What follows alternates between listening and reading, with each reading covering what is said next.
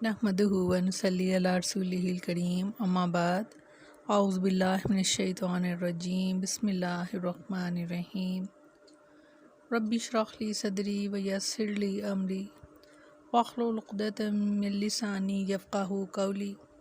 अस्सलामु अलैकुम व रहमतुल्लाहि व बरकातुहू। कैसे हैं आप सब? इंशाअल्लाह खैर आफियत से होंगे। अल्लाह ताला आप सबको अपने हिफ्ज़ व मान में रखे, आमीन सुम्मा आमीन। दूसरा पारा सूरह बकरा, लफ्ज़ी तर्जमा। अमिनन नासी, और लोगों में से, मन यत्तखिज़ू जो बनाते हैं, मिन दूनिल्लाहि अल्लाह के अलावा, अंदादन शरीक, युहिब्बूनहुम वो मोहब्बत करते हैं उनसे, का हुब्बिल्लाहि जैसे कि मोहब्बत अल्लाह की। अस्तग़फ़िरुल्लाह।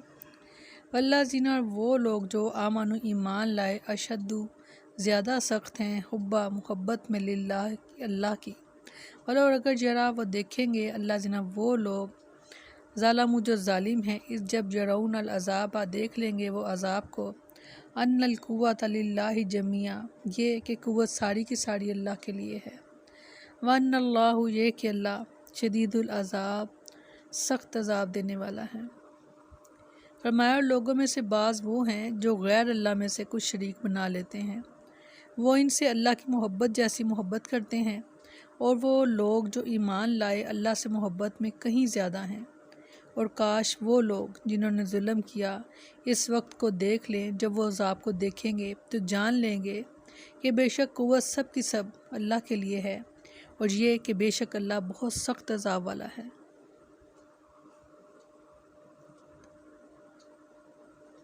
गुज़श्ता आयत में बयान करदा दलाइल वाज़िया और के बावजूद भी बहुत से लोग ऐसे हैं कि जो अल्लाह को छोड़कर दूसरों को इसका शरीक बना लेते हैं, और इनसे इसी तरह मोहब्बत करते हैं जिस तरह अल्लाह से करनी चाहिए।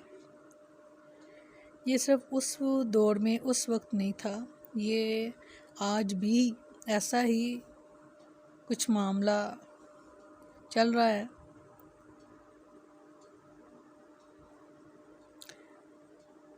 अंदाज से मुराद वो फौतशुदा बुज़ुर्ग हैं जिनके बुत बनाकर वो इन्हें पुकारते और पूजते थे, जैसा कि सूरह नूह में मज़कूर वद, सवा और यगूस, यगूक और नसर के मुतालिक है कि ये इनकी कौम के नेक लोग थे, जिनके फ़ौत होने पर उन्होंने इनके बुत बना लिए। बाद में यही बुत अरब में बन गए। गोया के बुत परस्ती भी दरअसल बुज़ुर्ग परस्ती है। रसूलुल्लाह सल्लल्लाहु अलैहि वसल्लम ने मक्का फ़तह होने पर काबे से जब बुत निकाले तो इनमें इब्राहीम अलैहिस्सलाम और इस्माइल अलैहिस्सलाम के बुत भी थे। शैतान के ये वार हैं, शैतान का ये तरीक़ा है। कुरान में अल्लाह ताला फरमाते हैं कि जब अल्लाह ताला ने शैतान से कहा कि जब मैंने तुम्हें सजदे का हुक्म दिया आदम के लिए, ताज़ीमी सजदे का, तो तुमने सजदा क्यों ना किया? शैतान ने कहा कि मैं इससे बेहतर हूँ, क्योंकि मैं आग से पैदा किया गया हूँ और ये आदम जो हैं ये मट्टी से। तो अल्लाह ताला ने कहा कि तुम जहाँ से जन्नत से उतर जाओ ज़लील होकर और धुतकारे हुए। तो उसने कहा अल्लाह ताला, क्योंकि तूने मुझे गुमराह किया, अब मैं क्या करूँगा? अब मैं इंसानों के हर सीधे रास्ते में बैठूँगा, जो सीधा रास्ता है उस पर बैठूँगा। इनको आगे से, पीछे से, दाएं से, बाएं से, हर तरफ से मैं इनको बहकाऊँगा। और उसने कहा कि अल्लाह ताला तो बहुत से लोगों को, बहुत से इंसानों को नाशुक्रा ही पाएगा। अब यहाँ पर ये भी एक शैतान का वार था। हज़रत नूह अलैहिस्सलाम के बाद जो नेक बुज़ुर्ग थे, उनके नाम के जो बुत थे वो किस तरह से बने? वो इस तरह से बने कि शैतान ने उन लोगों के दिल में ख़्याल ये डाला कि ये नेक लोग जो थे, ये जो बुज़ुर्ग थे, ये सब के सब फ़ौत हो चुके। तुम अपने बच्चों को कैसे बताओगे कि वो कैसे थे, उनकी शक्ल व सूरत कैसी थी, वो कैसे थे, देखने में कैसे लगते थे? उसने कहा कि तुम ना मुझे एक कागज़ ला दो, اور میں تم مجھے بتاتے جاؤ تو میں ان کی صورت جو ہے بنا دوں گا اس کاغذ پر۔ اس نے ایسا ہی کیا، لوگ بتاتے گئے اور وہ صورت بناتا گیا، یہاں تک کہ اس نے ایک پوری صورت بنا لی ان بزرگوں کی۔ اب اس نے کہا کہ ان کی جو بڑا پوسٹر ہے اس کو جو شہر کا درمیان ہے اس میں لگا لو، اور جب بھی تم لوگ اپنے کاروبار وغیرہ کے لیے جایا کرو تو یہاں سے ہوتے ہوئے جایا کرو تاکہ تمہارے کاروبار میں برکت پڑے۔ اب وہ لوگوں نے ایسا ہی کیا،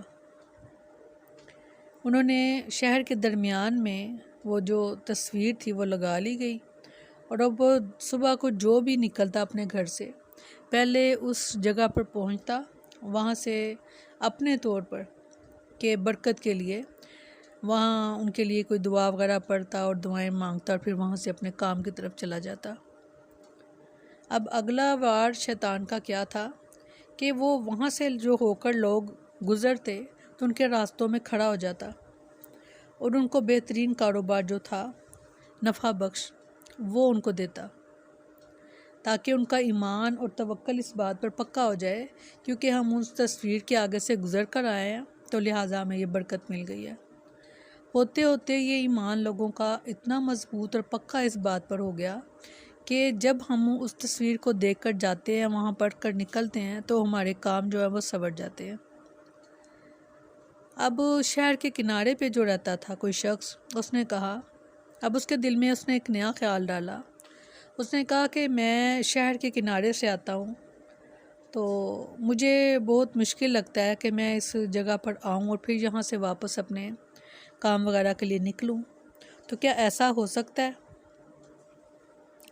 کہ مجھے اپنے گھر میں رکھنے کے لیے کچھ اس طرح کی چیز مل جائے، مجھے یہاں آنے کے بجائے میں وہیں سے برکت کے لیے انہی کو دیکھ کر اور اپنے گھر سے نکلا کروں۔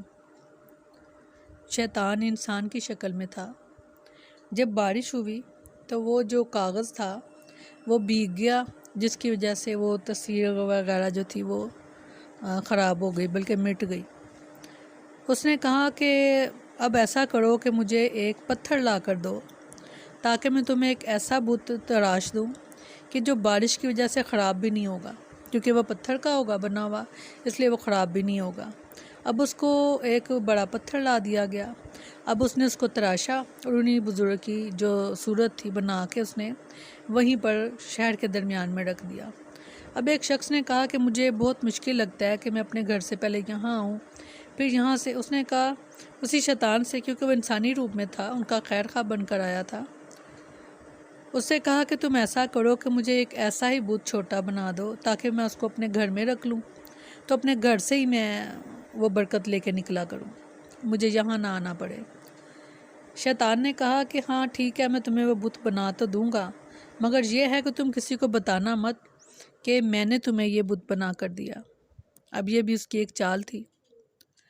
اب اس شخص کو جب وہ بت بنا کر دے دیا گیا، وہ اپنے گھر میں اس نے رکھ لیا۔ اب جو ارد گرد والے لوگ تھے ان کو یہ بڑا آسان لگا کہ ہم شہر کے درمیان میں نہیں جانا پڑتا، وہ اپنے گھر سے ہی برکت لے کر تو وہ نکلتا ہے۔ اس شخص سے پوچھا کہ تمہیں یہ کس نے بنا کر دیا؟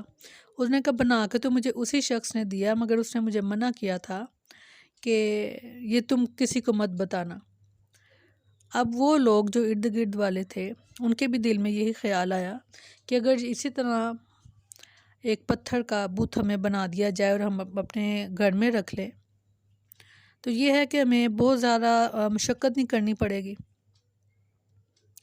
اب اس شیطان نے کیا کیا، اس نے ہر شخص کو بت بھی بنا دیا اور ساتھ ساتھ یہ بھی تلقین کر دی کہ بتانا کسی کو مت کہ میں نے تمہیں یہ بت بنا کر دیا ہے۔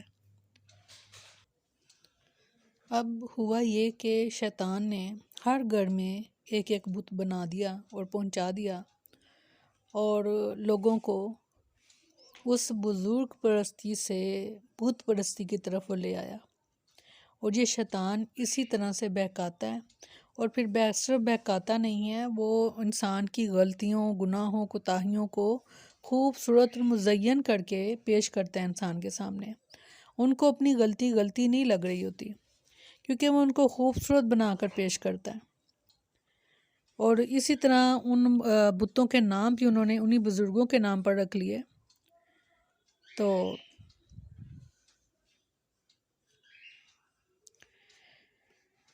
پھر اللہ تعالیٰ نے فرمایا کہ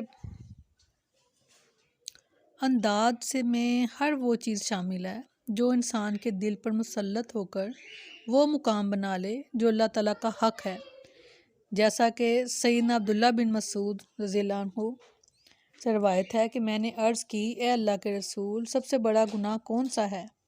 آپ نے فرمایا، یہ کہ تم کسی کو اللہ کا شریک بناؤ، حالانکہ اس نے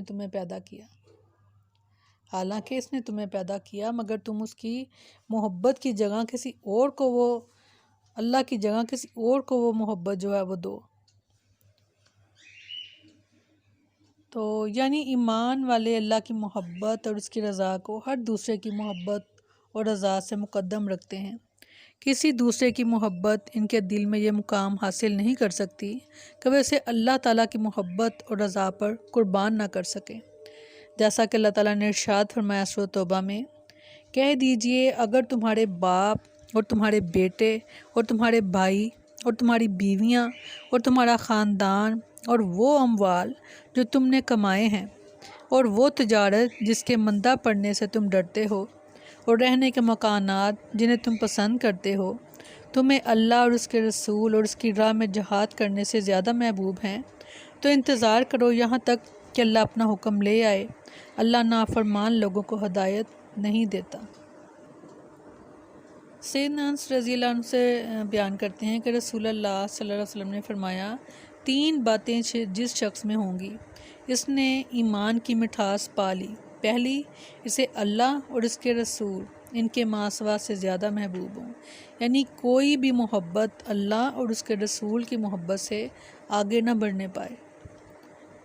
اور دوسرا، جب وہ کسی بندے سے محبت کرے تو صرف اللہ کے لیے محبت کرے۔ تیسرا، جب اسے اللہ کفر سے نجات دے دے تو پھر وہ کفر میں واپس جانے کو اتنا برا سمجھے جتنا آگ میں گرائے جانے کو۔ خود کو چیک کرتے جانا ہے، ساتھ ساتھ اپنی محبتوں کو دیکھنا ہے کہ اللہ اور اس کے رسول کی محبت سے بڑھ کر تو کوئی محبت نہیں ہے ہمارے دل میں، کیونکہ ہر شخص کا بت جو ہے، اگر وہ اللہ کو چھوڑ کر کسی دوسرے سے محبت کرتا ہے تو ہر کسی کا بت جو ہے وہ مختلف ہے۔ کسی کا بت اس کا شوق ہے، کسی کا بت اس کے گھر والے ہیں، کسی کا بت اس کا مال و اسباب ہے، کسی کا بت اس کا تجارت ہے، جس کے مندہ پڑنے سے اللہ تعالیٰ نے فرمایا کہ تم ڈرتے ہو۔ اور پھر ان کے لیے سزا یہ بتائی ہے کہ مشرکین کے لیے دھمکی ہے، یہ ہے تو مشرکین کے لیے، مگر ان لوگوں کے لیے کہ جن کے دلوں میں اللہ اور اس کے رسول کے علاوہ کسی دوسرے کی محبت ہے، وہ چاہے اپنے کسی بزرگ کی ہو، کسی کی بھی محبت اللہ اور اس کے رسول کی محبت سے آگے نہ ہو، کہ جب وہ ظالم عذاب کو اپنی آنکھوں سے دیکھ لیں گے اور اپنے آپ کو اس میں گرفتار پائیں گے، تب شاید انہیں یقین آئے گا کہ حاکمیت صرف اللہ کے لیے ہے اور آسمان اور زمین کے درمیان ایک تنکا بھی اس کی قوت اور تصرف سے خارج نہیں۔ بہت اہم موضوع ہے، بہت اہم باتیں ہیں۔ کوشش کروں گی انشاءاللہ کچھ وضاحت اگلے انشاءاللہ آیات کے ساتھ وقت کے ساتھ ساتھ ہوتی جائیں اپنے مقام پر۔ تھوڑا سا لیکچر آج لینتھی ہو گیا، مگر یہ ضروری تھا کچھ وضاحت جو ہے وہ کر دی جائے۔